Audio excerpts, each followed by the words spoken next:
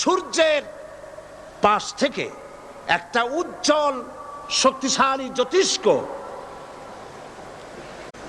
দারুণ ফোর্স নিয়ে যাচ্ছিল।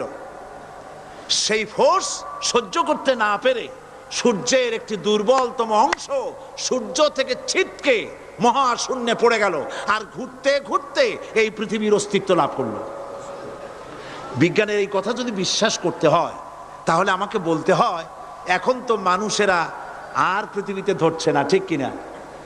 কথা বলছেন না কেন? মানুষ পৃথিবীতে এখন ধরতেছে? বিভিন্ন দেশ খালি বলতেছে মানুষ কমাও, সন্তান কমাও, বিভিন্ন পদ্ধতি গ্রহণ করো, আর মানুষ বাড়ায়ও না, অস্থির হয়ে গেছে। তো মানুষের পদবরে পৃথিবী এখন ভর্তি।